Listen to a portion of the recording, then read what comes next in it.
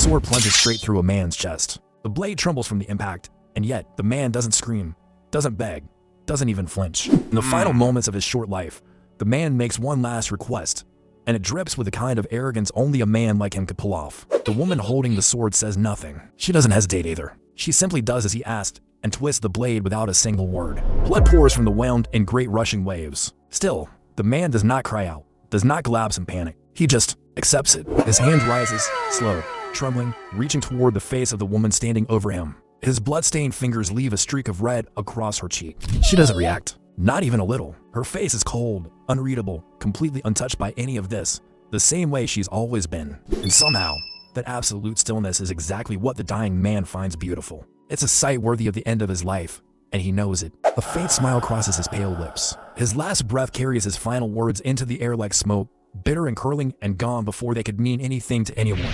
Those words, ugly, bitter, completely his own, dissolve into silence. The scene freezes. The game test run ends. It's finally, mercifully over. Finally. No more bugs. The young man sitting at the computer lets out a long, tired sigh and leans back in his chair, staring blankly at the frozen screen. His name is Eugen. He is a game developer working late at a mid-sized Korean gaming studio called Ru, and right now, he looks like he hasn't slept in days. He pulls up the character sheet still open on his monitor and reads through it one more time, just to make sure everything tested the way it was supposed to. The character's name, Declan von Grahun Ukraine. Alignment, evil. Starting profession, senior professor. Starting mana, 3,357. Ability level, rank 6. Elements, earth and fire. 6 unique traits. 13 personality entries. A man built entirely to cause trouble, and then to die for it, over and over, on every single playthrough without exception. Declaimed a named villain, a mid-tier boss with a sprawling web of branching storylines that weave through the entire game structure from the very first scene to the very last. No matter what path the player takes, no matter how carefully they plan, this man causes chaos, hurts people, makes everything harder, and then eventually gets what's coming to him. Usually within 11 hours of gameplay, sometimes much sooner, depending on the choices the player makes. This particular run ended with a sword of his own fiancé through his chest. Eugen closes the results window and is about to cue another test cycle when a voice he knows better than almost any other calls his name from the doorway behind him. He turns around, and the moment he does, something in his chest tightens, just barely, just for 1/2 of a second. Standing there is a face he recognizes down to the bone. Odaduera. Even without makeup, her eyes are wide and luminous. Her long hair catches the office light and seems to glow softly at the edges. She looks exactly the same as always. The woman standing in the doorway is Yuara, head of his department at Ru. And until about 6 months ago, the woman Eugen had spent the last 7 years of his life being in love with. How's the testing going? She asks, voice professional and easy, like they're just two colleagues checking in before the end of a long shift. Eugen gives a casual shrug in response. Still at it, he says. Yuara nods once, quietly. He glances at her and catches something new, a delicate accessory hanging around her neck that wasn't there the last time he looked. His lips press together before he can think to stop them. So things are going well with the new guy? The words come out lighter than they actually feel. He's had practice at that, HM. I mean, I'd say so, actually. She shrugs, and the gesture looks almost identical to one of his own habits, worn smooth from years of being around each other every single day. Eugen drums his fingers on the mouse without responding. He'd already heard about the new guy through office whispers and sideways glances. Hearing it from her directly is a different thing entirely. Why are you asking? She says. He stares at his monitor, just because. It's as honest an answer as he has, and they both know it, and neither of them pushes any further than that. 6 months since the breakup, and honestly, it's impossible to say who was really at fault, because neither of them truly was. They simply stopped being able to understand each other. Eugen, by nature, had always been a chronic underachiever. Someone content to drift along, to exist without urgency, to call good enough exactly that and never once feel guilty about it. Yuara was the complete opposite. Relentless, driven, always pushing herself toward the next thing, always demanding more from everything around her, including the people who mattered to her. Her ambition had once pushed Eugen to grow into someone who could at least hold his own financially. But in the end, he never truly changed in the ways that actually mattered to her. She got tired of waiting for a version of him that never showed up. He never even noticed she was quietly running out of patience while he stayed exactly who he had always been. I hope you to have a happy marriage, Eugen says, voice perfectly dry, carrying just enough sarcasm to pass as deadpan humor if you squint at it from the right angle. Yuara blinks once. Oh, he raises an eyebrow. What? Did that sound pathetic? He is wearing his most practiced expression of total unbothered calm, which he has spent years refining to near perfection. But Yuara doesn't take the bait. She switches cleanly back to professional mode, like flipping a switch without effort. Don't get distracted. The build settings changed. New edits are due today. Again? Come on. Why does the director keep moving things at the last minute like this? Eugen groans and checks the clock mounted on the wall across from him. 9 p.m. Almost night. Did you catch the decline scene? Yura glances at his monitor with a raised eyebrow. Yeah, Eugen says. He died at the 11-hour mark. With the right tricks, you can kill him earlier. That's part of the design. He continues. The longer a player leaves Declan alone, the worse he becomes. Kill him early. The game gets easier. Ignore him, and everything starts to spiral. The entire difficulty curve is shaped by what the player chooses to do about him. That's the whole point of the system. Yura studies the frozen screen for a moment. Interesting, she says. The game had been tested hundreds of times by everyone across the studio, Eugen included. He had personally played through the full thing for complete times from opening screen to final credits. Across all those runs, across every player who had ever touched the build, the villain named Clane almost always ended up dead. Almost. There was exactly one exception. One run where he survived. Yura's expression shifts into something slightly amused. By the way, did you know? Declan was modeled after you, Eugen. The young man stares at her across the room. What? Yep, that's exactly why I kill him off first every single time I play. Eugen stares at her for a long beat, then slowly stares back at the monitor, at the frozen last word still on screen. You didn't notice when you were modeling him. Yura asked slightly. You to genuinely look alike. Eugen's jaw tightens. That's impossible. I met the creative director exactly twice in my life. He must have seen you around the studio. And honestly, it's not just the face.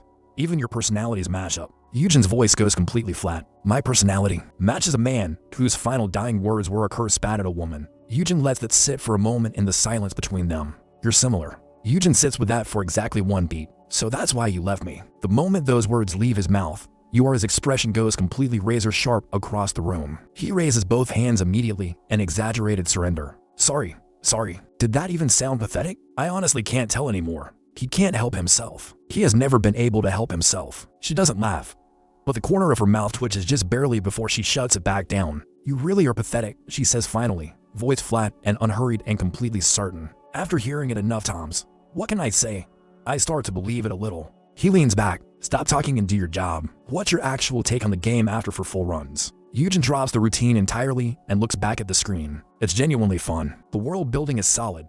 A fantasy setting layered over 14th to 20th century culture. It works really well. At its core, it's a story-driven RPG, but the actual scope of it is completely different from anything else on the market right now. Yura nods slowly, arms crossed, listening carefully. The only real problem, Eugen adds, is that if it fails commercially, the whole company goes under. Not restructures, not downsizes. Under. Completely. He says it matter-of-factly, because it's just true. Ru had appeared in the Korean gaming industry seemingly out of nowhere.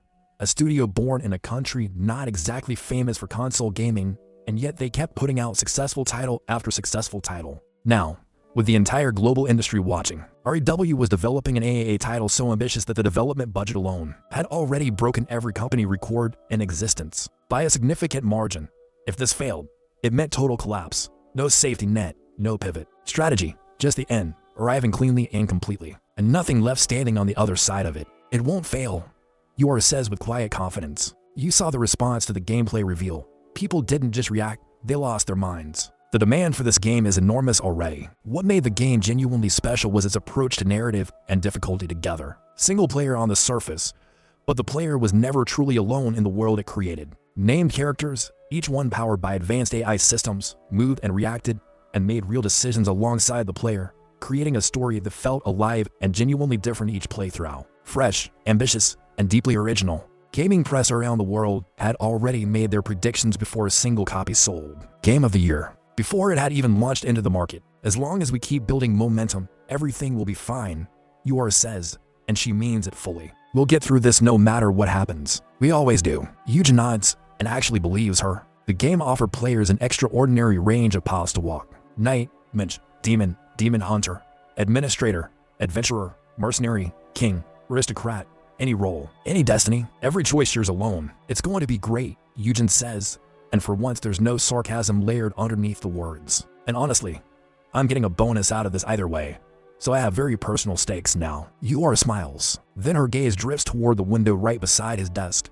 Ah, there he is. Eugen's station is against the glass. From here, the street below is completely visible. A sleek, expensive car sits waiting at the entrance. Waiting for her, specifically. Yujin looks at it. Is he at least less pathetic than me? The words come out before he even decides to say them. Yuora's smile softens. Just barely. Just for a moment. He's a good person. Just in a different way than you. I'm a good person too, aren't I? Yujin decides quietly to count it as a yes. Good. That's genuinely a relief. He's still stoned by all of it. He won't pretend otherwise. But the pain is duller than it was 6 months ago. At least the man in that car is decent. Anyway, Yura starts, then stops. Opens her mouth again, closes it, tries one more time, and fails again. Yujin watches her cycle through the whole struggle and already knows what she's after. He knows all of her habits, all of her tells, all of her rhythms. 7 years is more than enough time to have them memorized completely, down to the exact face she makes when she gives up. We know each other well enough. Just say it. She tries. She really does. And then she doesn't. It's nothing. I forgot. She smiles helplessly. He had already called it perfectly. Tick-tock, tick-tock, tick. The silence between them fills with the sound of the clock on the wall. Heavy and a little awkward and somehow louder than anything else in the entire empty office. Yura is the first one to move. I should head out, Yujin. He nods once. Yeah, get some rest. Thanks. Good luck with the revisions. And then her heels carry her out and down the hallway. The sound fades. Precise, unhurried, perfectly composed, exactly the way she always moved through everything. She was the most extraordinary person Yujin had ever had the luck to know. Not because of how she looked, though that was undeniable, but because of who she was on the inside.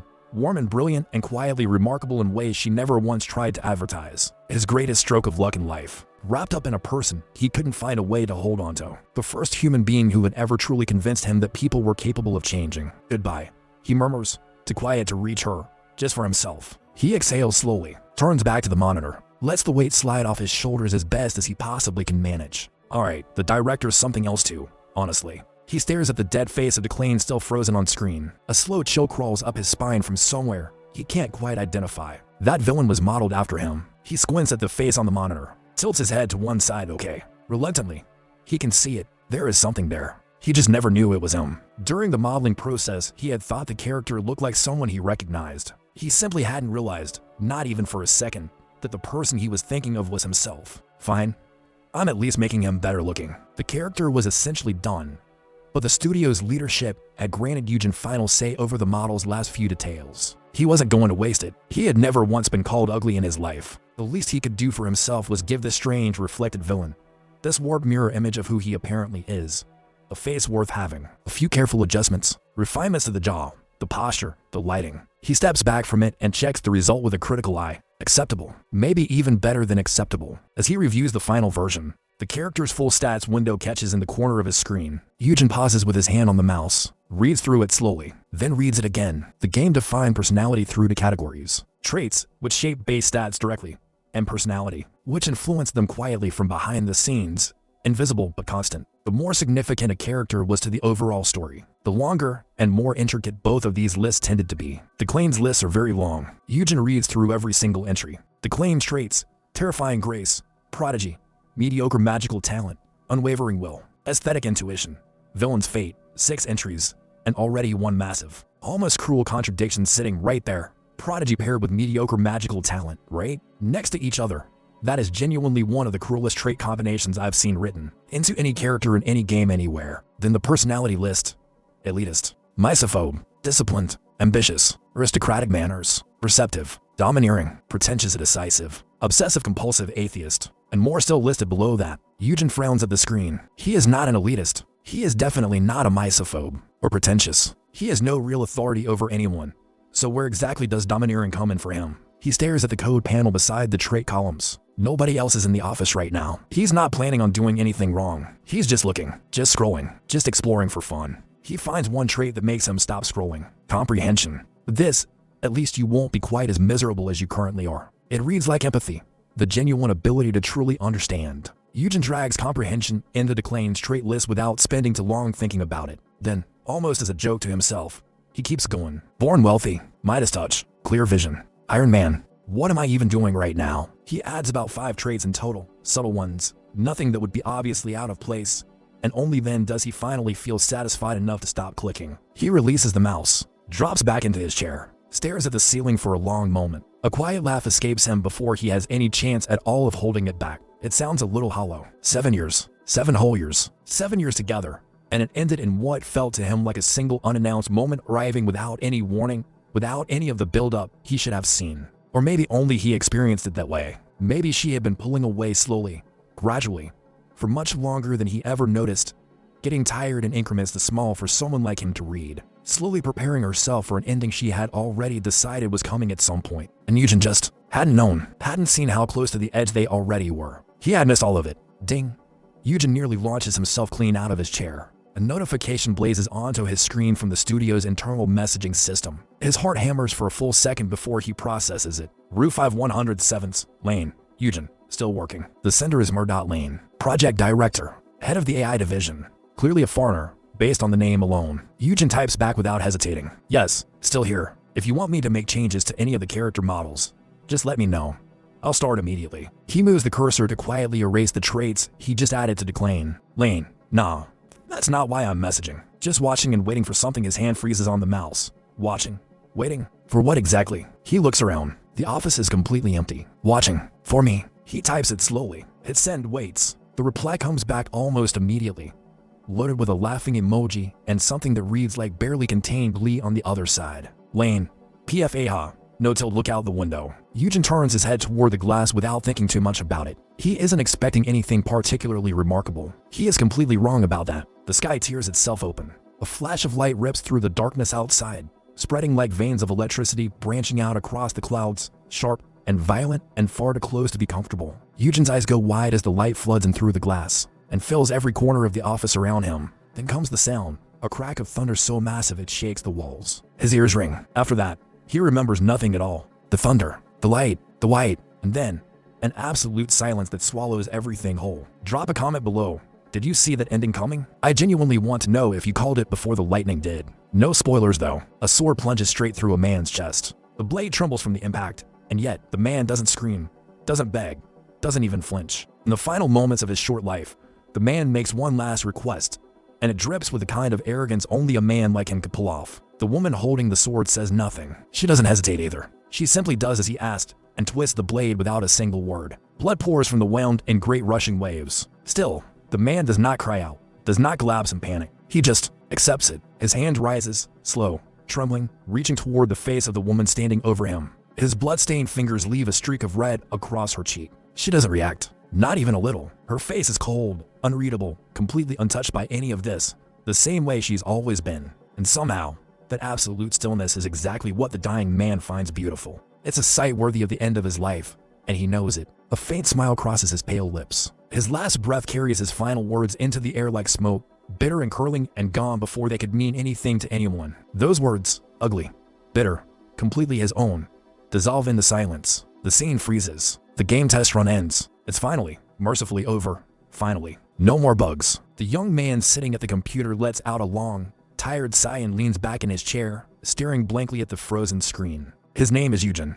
He is a game developer working late at a mid-sized Korean gaming studio called Rue, and right now, he looks like he hasn't slept in days. He pulls up the character sheet still open on his monitor and reads through it one more time, just to make sure everything tested the way it was supposed to. The character's name, Declan von Grahun Ukraine. Alignment, evil. Starting profession, senior professor. Starting mana, 3,357. Ability level, rank 6. Elements, earth and fire. 6 unique traits. 13 personality entries. A man built entirely to cause trouble, and then to die for it, over and over, on every single playthrough without exception. Declared a named villain, a mid-tier boss with a sprawling web of branching storylines that weave through the entire game structure from the very first scene to the very last. No matter what path the player takes, no matter how carefully they plan, this man causes chaos, hurts people, makes everything harder, and then eventually gets what's coming to him. Usually within 11 hours of gameplay, sometimes much sooner, depending on the choices the player makes.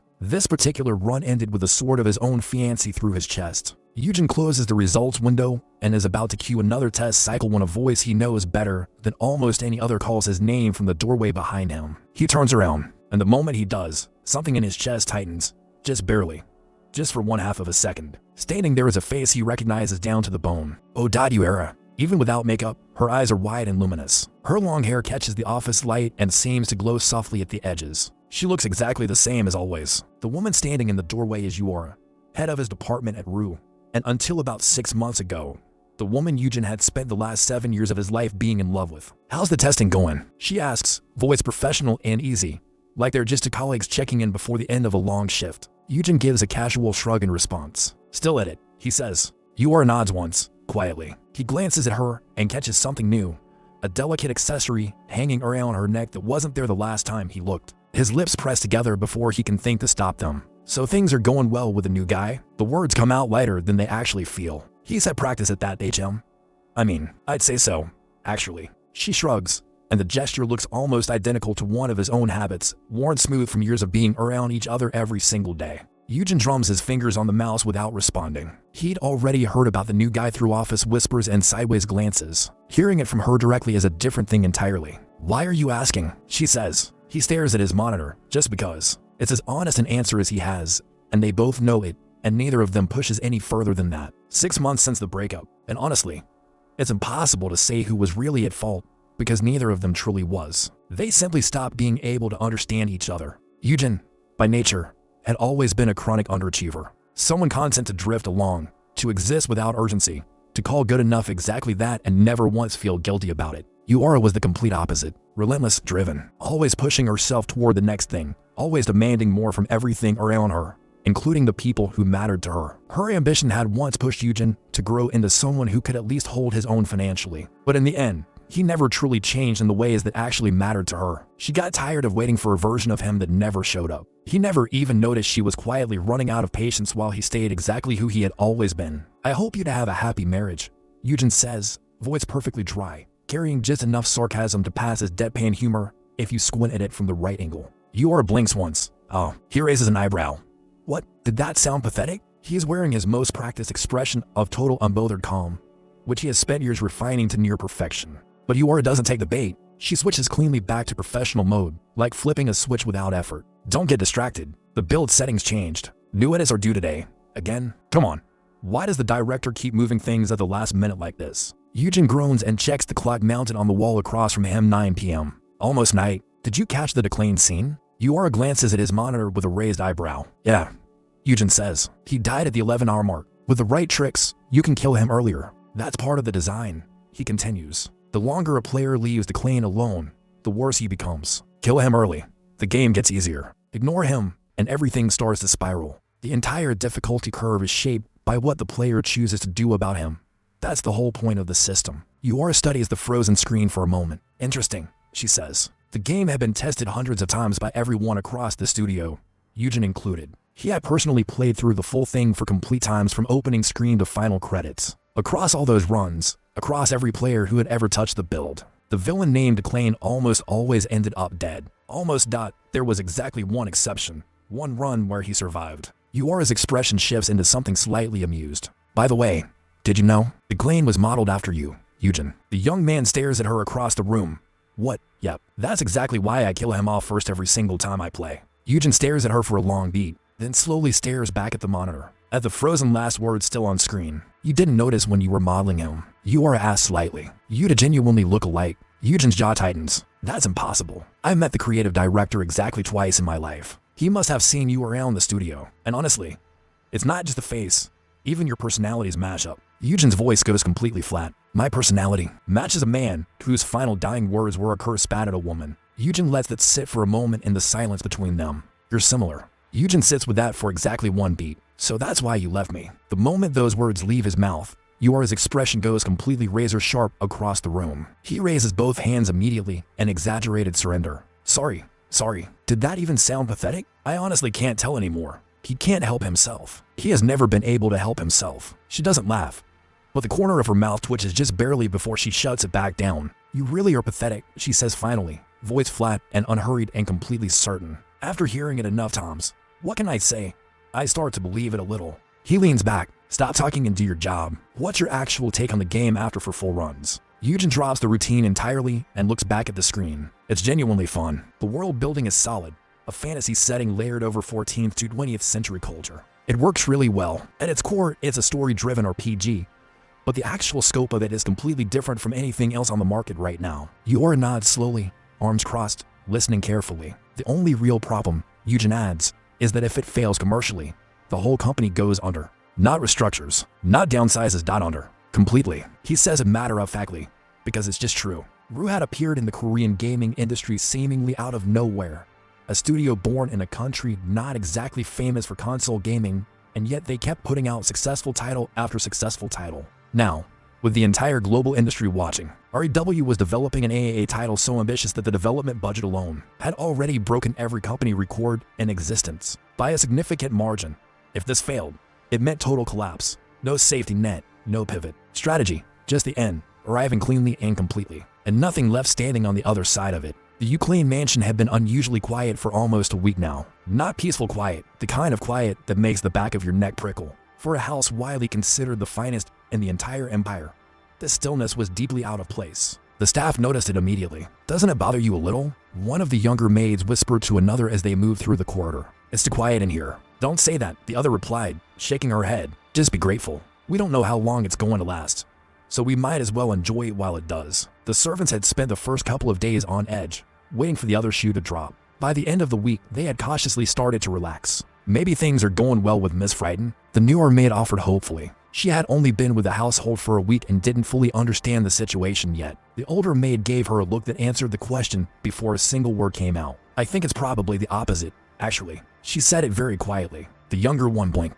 "I'm confused. I'm so new here that they haven't even finished checking my cleaning yet, and nobody's told me anything useful at all." "Enjoy the confusion while it lasts," the older maid said simply. "Trust me, you'll understand everything soon enough, and you'll wish you didn't." She walked away without another word. The servants continued murmuring among themselves about the strange shift in their lord, the man who had occupied this grand mansion for the past 10 years without a single dull moment. He had always been sharp, alert, precise. The kind of presence that made every person in every room around him stand a little straighter without quite knowing why. But in the last week, something had changed. The sharpness was still there, but it was turned inward, like a blade pointed at itself instead of the world. Then the sound of footsteps cut through the corridor. Clean, measured, carrying a particular kind of authority that made the servants scramble into a straight line before they'd even thought about it. The front door had swung open, and now a woman was walking toward them. Short black hair, cut precisely, eyes that missed absolutely nothing, a presence that filled the hallway completely. "Where is he?" The question landed in the corridor like a blade dropped on stone, sharp, direct,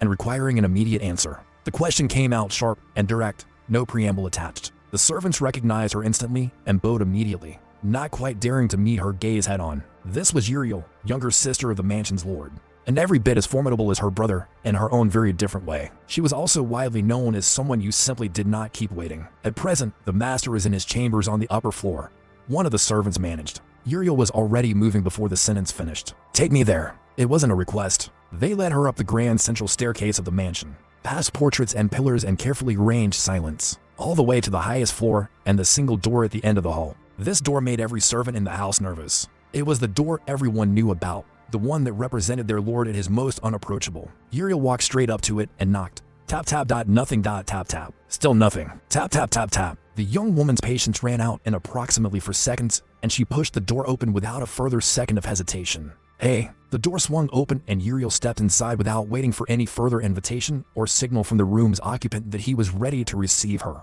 Inside the immaculate room, stretched out on top of the bed, was a man with the face of someone who had absolutely no intention of doing anything productive with his day anytime soon.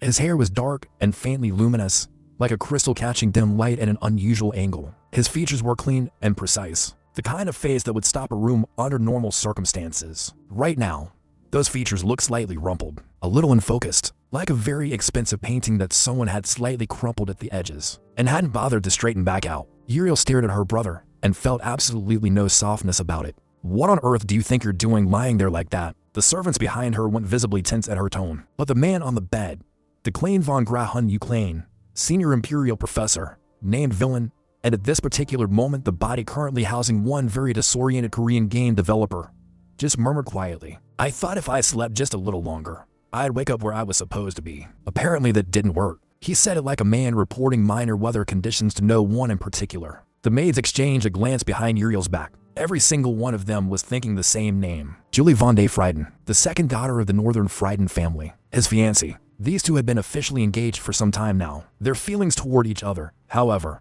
existed on opposite ends of the emotional spectrum in a way that the entire estate knew about. Declan, by all visible evidence, seemed to care for Julie deeply. Julie, by equal evidence, seemed to find him somewhere between mildly irritating and genuinely intolerable. This was simply a known fact. And now, after whatever had apparently happened between them, the lord of this house had taken to lying in bed and staring at the ceiling as his primary daily activity. The staff had drawn their conclusions. Uriel had drawn a very different one, her brow pulled together with the controlled fury of someone who has a brother she loves and is actively furious with at the same time. Can you not stop thinking about her for 5 minutes? You canceled all of your lectures. She reached into her elegant bag and pulled out a stack of papers, which she dropped directly onto his bed. The man on the bed looked at the papers, then at his sister. Lectures. Yes, lectures. Uriel pointed at the documents like they were evidence in a case she was making against him personally. You said you would handle it yourself. If you keep lying here like an absolute idiot, you're going to bring embarrassment down on this entire family.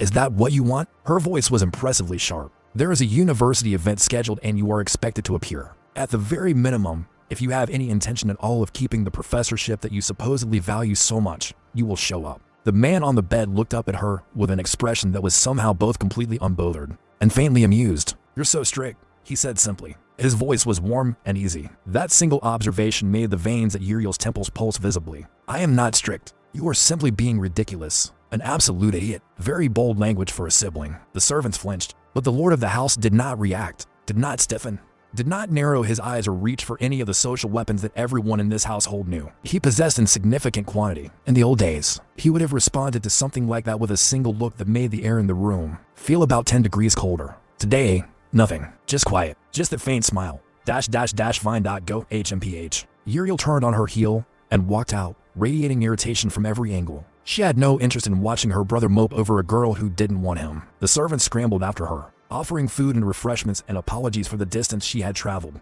I'm leaving, but you came so far. Please just... I said I'm leaving. They scattered, and then the room was quiet again. Just the man on the bed, just the stack of papers on the blanket beside him. Just the particular kind of silence that comes after someone has made a scene and gone. The man reached over and picked up the papers, looked at them. The title printed at the top read, Imperial Senior Professor Declain, Fundamentals of Magic and Mana Application. Today's date. He read through the outline below it. Section 1, Magical Distinctions Between Attributes and Elemental Types. Section 2, Foundational Formula Structures Across Destruction, Support, Summoning, and Spirit Branches. Section 3, Proper Mana Management and Circulation Techniques. Section 4, Practical Application Exercises for Students at the Intermediate Rank. He stared at the page for a long moment. How developed is this magic system exactly? A world where magic had reached this level of sophistication. What had happened to science in the process? He had questions, a great many of them. He let his arm drop back to the mattress and stared at the ceiling. Then he sighed, long and slow, like someone releasing a breath they had been holding for considerably longer than was comfortable. A week dotted had been a full week now. 7 days since he had opened his eyes in a body that was not his own, in a room he had helped design from the outside, in a world he had built piece by piece. He had gone through every possibility in careful order. Ordinary dream, lucid dream, some kind of advanced virtual reality that nobody had told him about. All of them eliminated one by one. The most convincing explanation remaining, the one he kept coming back to no matter how many times he tried to step around it, was that the lightning had hit him, and now he was dead, and this was what came after. Either way, he was here. He was inside the game. He was wearing the face and the body of Declain von Grahen Ukraine, mid-tier boss, named villain, and a man designed specifically to die. And not just to die once, to die repeatedly, in almost every route, on almost every playthrough, at the hands of someone who had very good reason to want him gone and the means to make it happen. Declain was the thread that connected the game's world together, the connecting villain behind the grievances of multiple major characters across the entire story. The enemy of almost everyone, enemy of his own parents, enemy of the woman he loved, enemy of his hometown, enemy of his allies and his students and his colleagues, enemy of people who had never even met him yet. In addition to all of the above, and he was quite certain of this, there were probably other people holding grudges against Declain that even the game files hadn't fully cataloged. The list was not short, of course. The developer Lane had mentioned there was something special about this character, some kind of spark or potential that made him different from a purely disposable villain. A little extra something. But had Lane meant that Eugen himself would become this character? Had he known? Had the man been watching and waiting for exactly this moment? The laughing emoji sat in his memory like a stone. He dies in almost every single route. That was simply the nature of this role. Villain's fate. It wasn't a tragedy. It was a design specification. He had written it into the character himself. Instead of accepting that, he picked up the lecture papers again and sorted through them carefully. The event was today. The timing was, apparently, not going to accommodate his existential crisis. I need to go. He had never given a lecture in his life, but he could not afford to simply sit here and wait for death to arrive on its own schedule. He needed information. He needed options. He needed to understand this world from the inside. What was real? What could be changed? Whether any of the rules he had written into the game actually held in a world that was apparently living and breathing. Main survival goal. Become indispensable to the game. The text floated at the edge of his vision. Clean and clinical and impossible to dismiss. Side quest. University lecture. Complete. And below that, a number that implied further rewards were on the table if he kept moving. Shot currency. Plus 0.5. Small.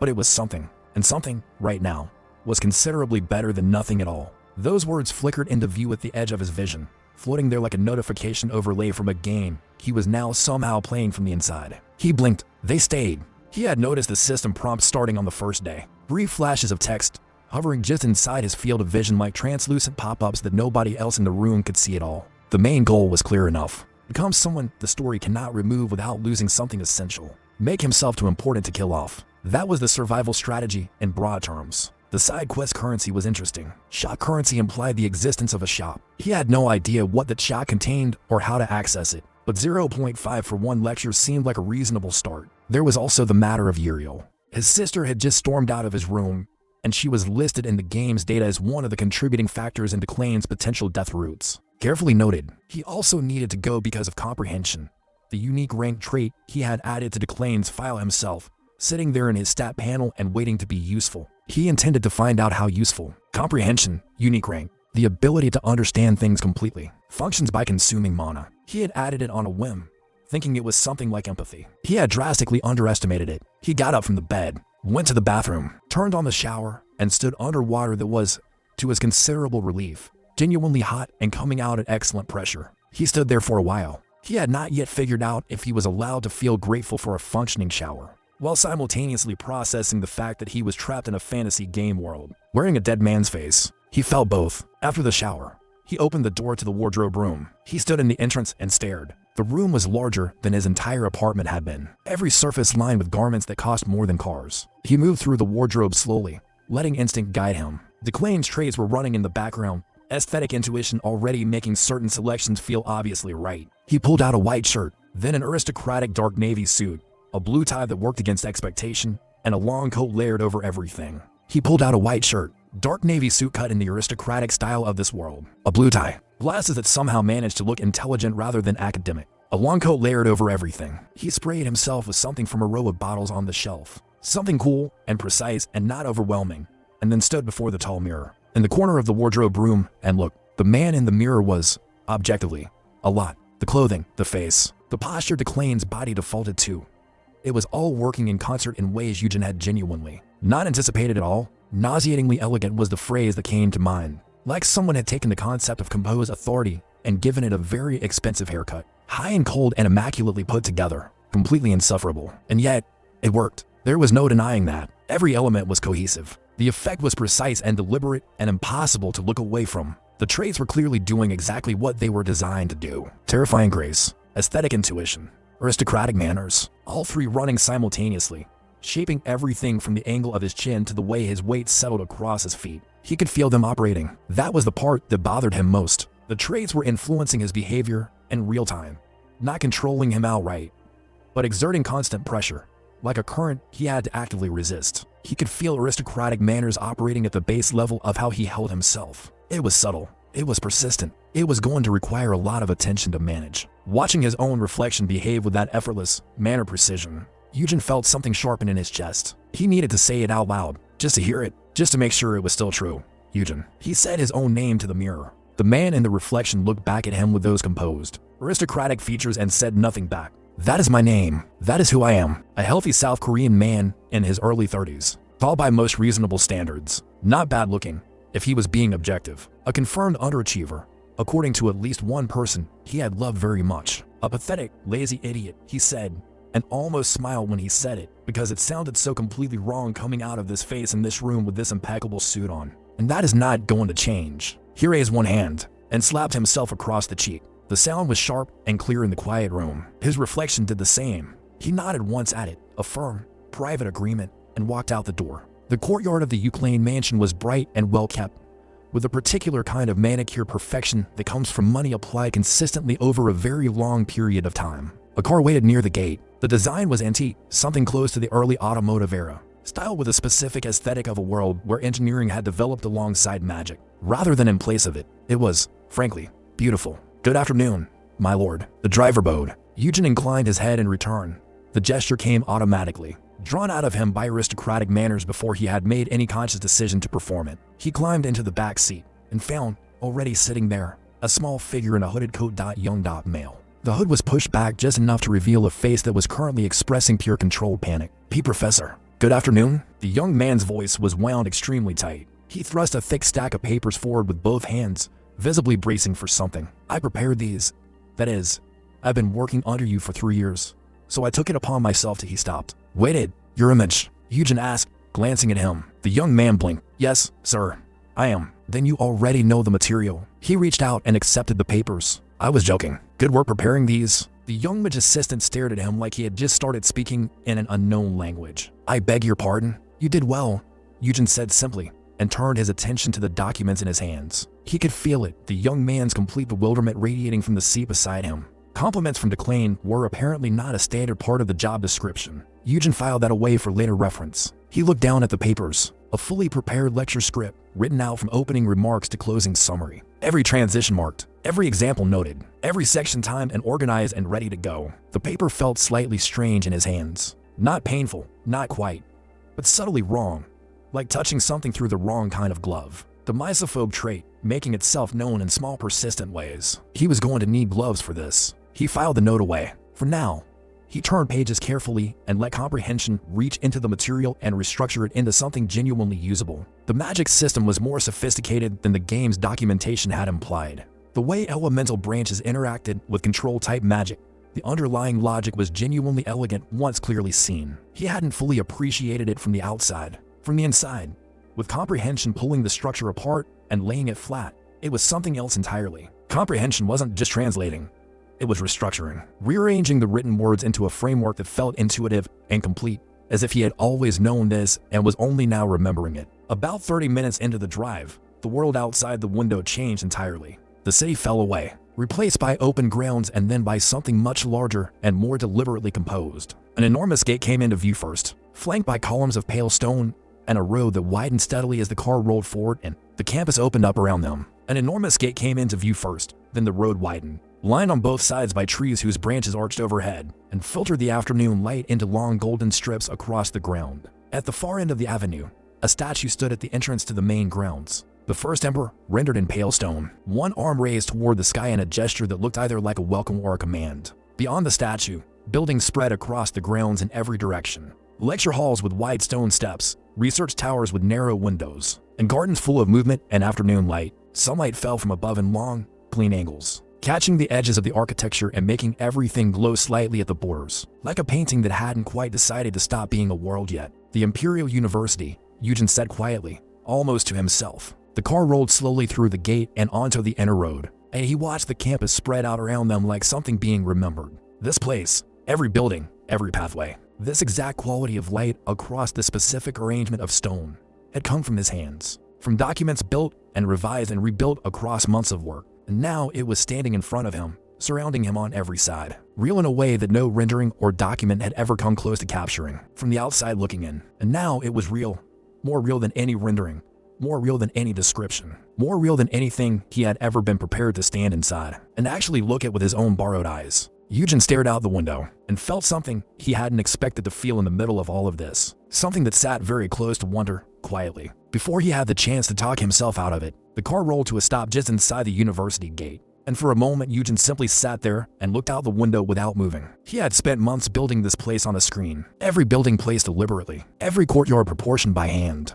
every line of the main avenue calculated to create exactly this effect. The effect being, you feel small the moment you arrive, but in a way that makes you want to be here. That particular kind of architectural welcome that pulls the chest open slightly, without quite announcing itself. He had been proud of the design at the time, sitting inside it now, surrounded by stone and light and the sounds of actual human life moving through the spaces he had imagined. Proud felt insufficient. "We have arrived, Professor." The young mage assistant watched with barely concealed uncertainty, unsure whether the silence was thoughtful or dangerous. With Declan, both were equally possible. Eugen pulled his attention back inside the car, folded the lecture papers precisely, aristocratic manners ensuring the fold was clean whether he intended it or not, and stepped out onto the paved avenue. The moment he appeared, the effect was immediate. Students moving across the ground slowed. Some stopped. A few nudge each other. The way people react when something significant enters their peripheral vision.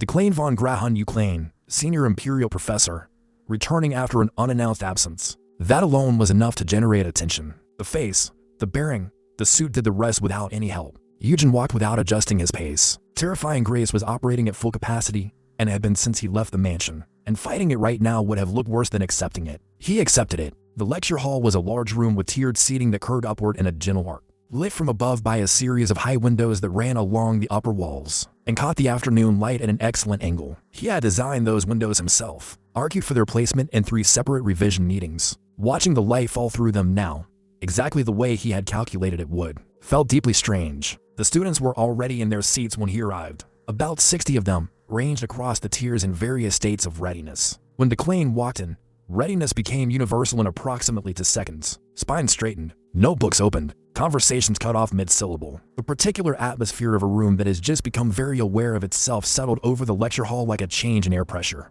Eugen walked to the front of the room, set the papers on the podium, and looked out at the 60 faces looking back at him. He gave himself exactly 1 breath to get oriented. Then he began. Magic and mana are not the same thing. This is a distinction that most intermediate students understand intellectually, but have not yet internalized in any way that actually changes how they practice. He was not reading from the script. Comprehension had restructured the material during the core ride, reorganizing it into something that felt native, like knowledge he had always owned and was finally using. An attribute describes what your magic does. A type describes how your mana moves to make it happen. Confusing these 2 categories is the single most common reason that competent students plateau and stay there. The room was very quiet, not the polite quiet of students waiting for a lecture to end. The different kind, the kind that means something being said is landing correctly and the audience knows it. Eugen watched their faces as he spoke. 60 students who were clearly accustomed to Declan being formidable and distant and precise. What they were not accustomed to was Declan being comprehensible. The old Declan, the actual Declan, the character his design, had been brilliant in the way that made other people feel stupid. His intelligence had always been a wall, not a bridge. That was the character's nature. Eugen had no interest in performing that version. He had spent too many years sitting in rooms where the person at the front of the room made the material feel like a punishment to reproduce it voluntarily. So he taught the way he had always privately wished someone would teach him, direct, specific, without the layer of performance that smart people sometimes use to remind the room that they are the smartest person in it. The effect on the students was visible and a little startling. They were leaning forward, actually leaning, physically shifting their weight toward the front of the room as though the material was pulling them in. He worked through the elemental branches one by one, using the examples from the prepared script where they were good and replacing them on the spot. Where they weren't, comprehension filling in the gaps seamlessly. Control-type magic, Declan's own specialty, earned its own extended section. Eugen had not expected to find it interesting. The mechanics were elegant once laid out without the usual layer of performance on top. By the time he reached the mana management section, the room had completely stopped pretending to take notes and was simply listening. He noticed. He kept going. He finished 10 minutes ahead of schedule. The silence after the last word was a different kind than the silence during. A held breath, the room deciding how to respond. Then someone near the back started clapping, and the rest followed without hesitation. Eugen did not bow. Declan would not have bowed. He inclined his head slightly, the gesture aristocratic manners provided automatically, and gathered his papers from the podium with measured calm. He was almost at the door when he realized the young man's assistant had materialized at his elbow again, keeping pace with a kind of concentrated effort that suggested he had been running to catch up from somewhere. That was. The young man started, then stopped himself, clearly recalibrating in real time. I mean the mana circulation section, specifically. The framework you used for the elemental interaction model was different from what I've presented before, Eugen said, not breaking stride. Yes, a pause. Is that a problem? The young man shook his head quickly. No. It worked. It really worked. Good. He meant it simply. The young man seemed to receive it as something larger. He went quiet, falling in the steps slightly behind and to the left, the correct position for a mage assistant, apparently. The campus outside the lecture hall was quieter in the mid-afternoon. Students between classes moved in small clusters, their conversations dropping noticeably when Declan's route brought him anywhere near them. Eugen noticed this. The quality of the silence was specific, not the silence of people hiding dislike, but the silence of people unsure what to do with their own awe. Those were very different things. He filed the distinction away. The student's silence was useful data, not fear exactly, but a particular kind of deference that could be shaped into something more durable over time. Declan, whatever his faults, had been genuinely extraordinary. The students knew it. They had chosen to study under him. The fear and the admiration existed in the same breath and neither canceled the other. He filed it away as useful. Declane's reputation, the intellectual authority, the academic standing, everything the character had built before the story began, was a resource. Resources could be spent wisely. A villain nobody needs dies immediately. A villain embedded in the institution, respected by students, threaded through its systems and structures, has leverage. As time has options that didn't exist before. Main survival goal, become indispensable to the game. The prompt floated at the edge of his vision again, as if the system had been listening to his thoughts and decided this was a good moment. To reinforce the point, he walked the path between the eastern lecture halls and the central garden, without making a conscious decision to do so. His feet knew the campus. Declane's memory, apparently, lived in the body as much as in the mind. The central garden was exactly as he had designed it, open space between buildings. Stone path through the center, old trees arranged to provide shade and clear sight lines. He had spent a long time on those trees. He had spent a long time on the trees, getting their placement right, thinking about how the space would feel to someone walking through it at different times of day, in different seasons, and different states of mind. He sat down on one of the stone benches along the path. The young mage assistant sat down a careful distance away, clearly uncertain whether sitting in the professor's general vicinity constituted a breach of protocol. Eugen picked up a small stone and turned it over in his gloved hand. The gloves had been in the coat pocket, Declane's habit, carried in muscle memory long before mysophobia needed to be managed deliberately. He turned the stone over, let the quiet of the garden work. The problem was not complicated. It was just large. Large problems require the same method as small ones. Start with the clearest thread. He was Declane. Declane died in almost every playthrough. The question was not whether people wanted him gone. They did.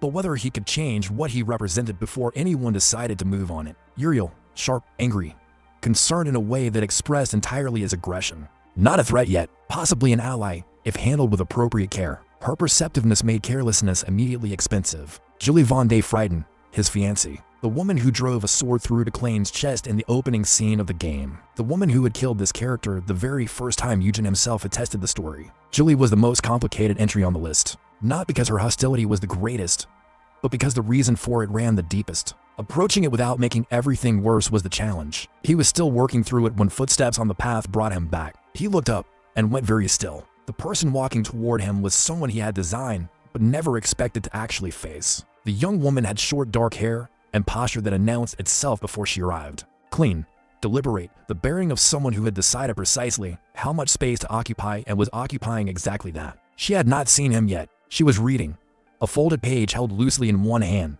full attention on the text rather than the path. He had a few seconds before that changed, and he used them to make a decision. She was beautiful. The files had been accurate, but accuracy and reality were different things. What the files missed was the weight of her actual presence, the way it organized everything around her without effort. She had not seen him yet. She was reading something, a folded page held loosely in one hand, her attention on the text rather than the path, which meant Eugen had approximately 4 seconds to make a decision. He stayed exactly where he was, sitting on the bench, turning the stone in his gloved hand, looking at her without moving, because looking away would have been a performance, and Declane did not perform discomfort. She looked up. Her eyes found him immediately, and she stopped walking, not the stumble of surprise, but the deliberate stop of someone choosing not to continue until they have understood what they are looking at. The moment stretched, one of those pauses that has too much weight to be casual, and too little noise to be dramatic. Just people looking at each other across about 8 meters of stone path and old garden light.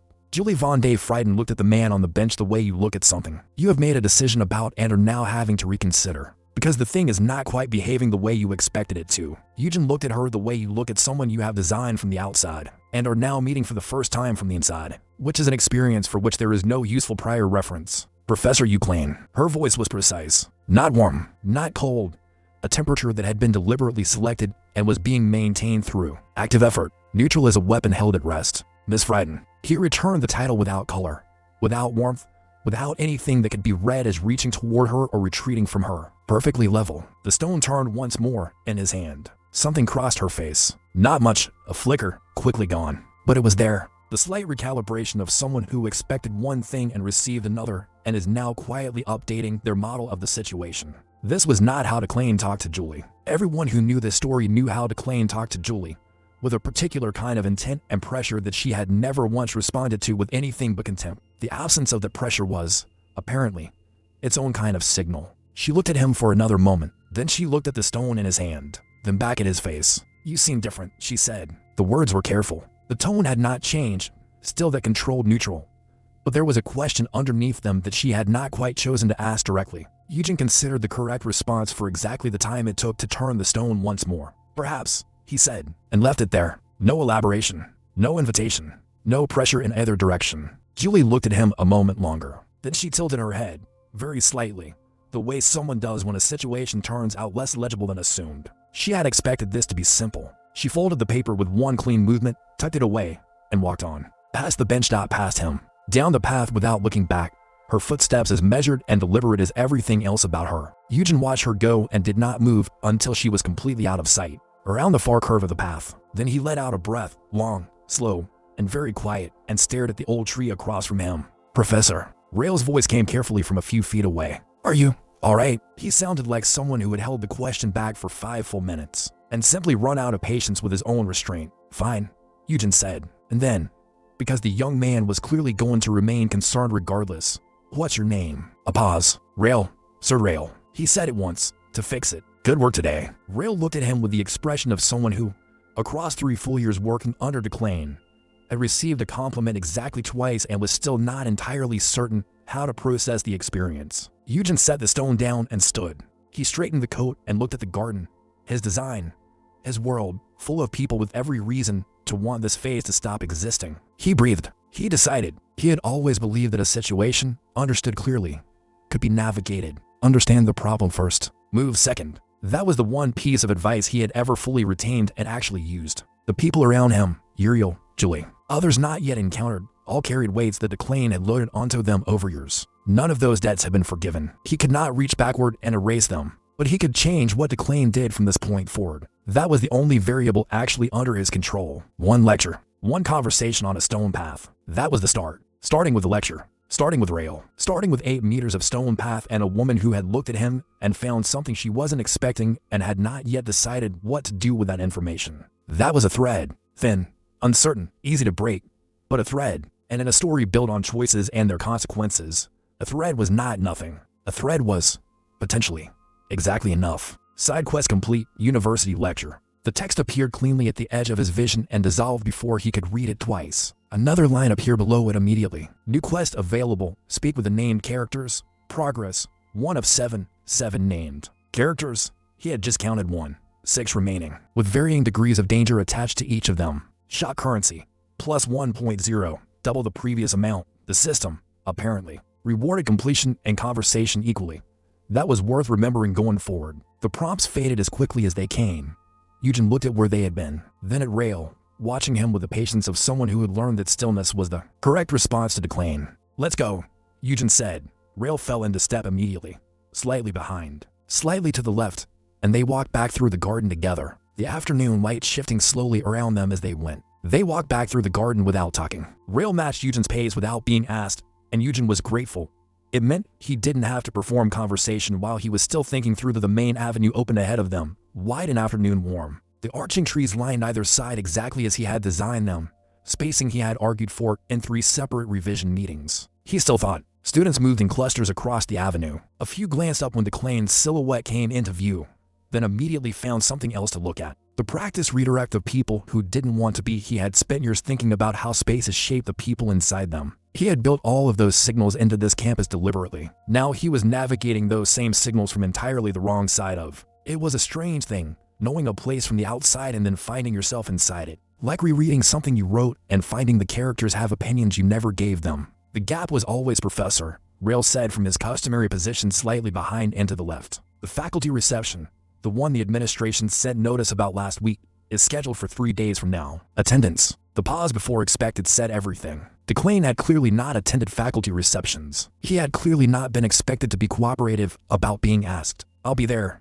Yujin said simply. Rail went, "Understood, sir." The tone of those 3 words was not trying to hide its surprise. Yujin let it sit. He was already thinking past the reception itself, about what it represented. Access, visibility, proximity. The game's world was not a small one. 7 major character arcs braided through the central conflict in different ways, at different times, intersecting and pulling apart depending on the player's choices. At each he had worked on the framework for 2 of those arcs personally. Reviewed documentation for all 7. He knew the shape of what was coming better than anyone in this world, and that knowledge was the more valuable than Declane's reputation. More valuable than the shop currency slowly accumulating. More valuable even than comprehension. Because knowing what was coming meant knowing what to do about it before. But knowing the shape of a story from the outside was not the same as navigating it from the inside. He had watched players make choices he understood completely and still be surprised by the weight of what those stories had weight when you live inside them. Events that read as plot points in a design document became something different when the people involved were present and breathing and capable of reactions. No, Julie, walking down the garden path and looking up to find him on the bench, to sentences in the document. From inside the moment, with her specific pause and the recalibration happening behind her eyes, it had. The version of Declan she had prepared for was consistent, pressure that moved in one direction and never varied. She had built her entire response around the consistency. Today had introduced a variable he had not been fully deliberate about it. He had simply been himself, Declan's body, Declan's voice and bearing, but without the particular quality of intent that made Declan threatening to her. The absence. Not enough to change anything yet, but enough to introduce a question where previously there had only been a settled verdict. A question was something. He had always known how to work with questions, given a little rail. Yes, sir. The monocirculation framework from the lecture, the interaction model between control type and elemental branch. Was any of it in conflict with established faculty consensus on the subject? Rail went quiet for the kind of moment that meant he was deciding how honest to be. There were 1 or 2 points that diverged from Professor Harkin's published methodology, he said finally, choosing every Professor Harkin. Eugen placed the name against the game's character roster. Senior faculty holder. Territorial about academics standing in the way of people who have defended it against real challenges for a very, not in a way that would cause direct conflict. The students responded well to your framing, more accessible than the standard approach. Rail delivered this as reassurance. Eugen received it as data, filed it, and he had not been trying to provoke Harkin. He had simply explained the material in the way that made the most sense. But accessibility, in an environment built on hierarchy, was his own kind of statement. He filed another relationship with history attached to it, built up over years of Declan being exactly the kind of person who created friction, without caring enough about the friction to reconsider the behavior that was the central problem with inhabiting this character. Declan had not built his reputation through malice. He had built it through consistent behavior that placed his own standards above everyone else's. He had not been cruel in the sense of wanting people to suffer. He had been indifferent in the sense of not registering that other people's experiences deserved weight. The effect was the same. The starting point. Eugen was not indifferent. He was lazy, profoundly, cheerfully, somewhat defiantly lazy, as one person had told him repeatedly over 7 years with decreasing patience. But lazy and indifferent were not the same. He noticed people. He always had. He noticed Rail's careful hesitation before every answer, the constant calibration between honesty and self-preservation the young man performed without seeming to realize he noticed the students in the lecture hall, the specific shift in their attention, the moment they stopped pretending to take notes and started actually listening. He had adjusted his pacing in real time based on he had noticed Julie, not just that she was beautiful or that she was dangerous. He had noticed the tension in her left hand, the deliberateness of her footsteps, the way her attention lived entirely in the text rather than the path ahead of her. None of that was strategic. It was simply how he moved through the world, paying attention because things were interesting, not because they were useful. The usefulness here was a secondary benefit he had never, and that was the gap. Walking down the main avenue in the body of a man designed to be the story's sacrificial villain. That was what Declan had never had. What Eugen brought simply by remaining, exactly and only. Declan had been brilliant, genuinely, intimidatingly brilliant, in the way of someone who had never slowed down for another person and therefore never learned how. His intelligence had always been a closed. Eugen's work differently, not because he was smarter.